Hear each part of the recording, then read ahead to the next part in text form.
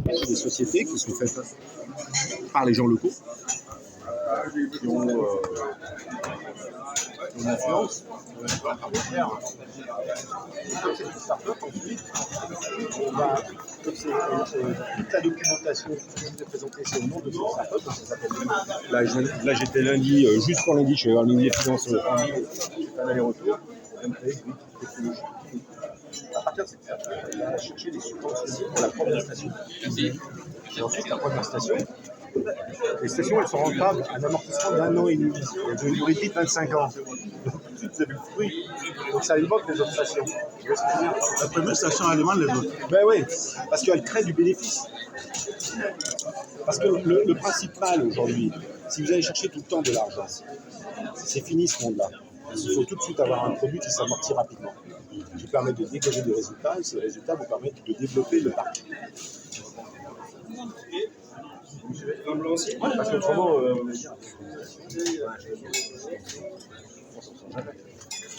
je suis toujours couvert en l'argent.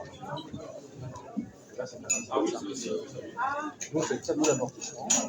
Station pour payer la station, c'est 1 an et demi.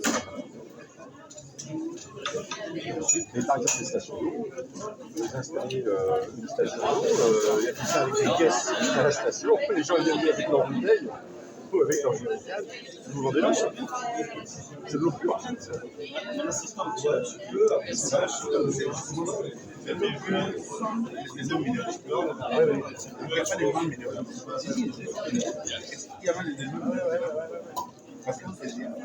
Non, parce que nous, on a même une base.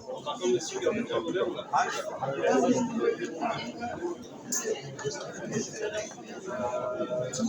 elle tourne, il faut une station comme ça, pour faire fonctionner la station à 6 personnes. Et ça crée beaucoup d'emplois.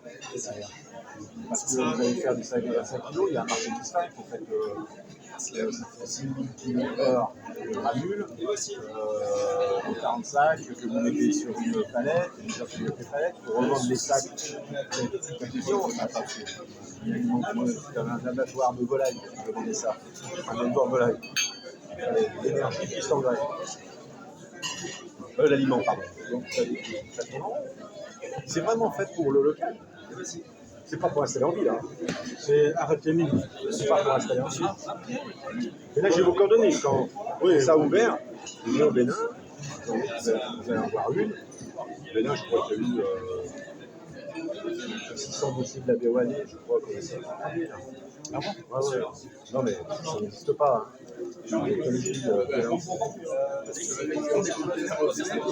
Ouais, c'est du non, c'est des conteneurs de 40 pieds.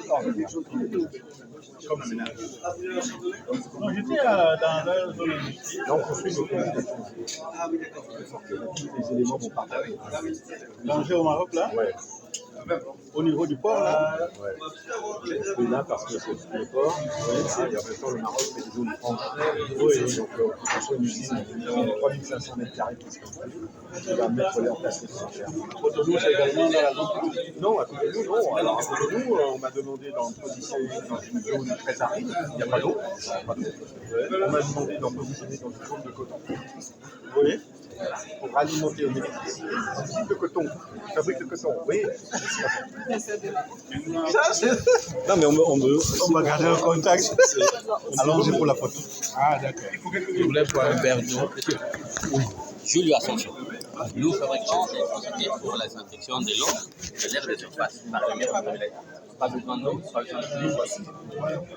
On travaille déjà en briser l'air de surface. les vidéos, vous allez voir. On travaille au Maghreb. Donc, je suis à votre avis. Oui, on jamais. Monsieur qui a trouvé ça. Je m'appelle Julio. À vous?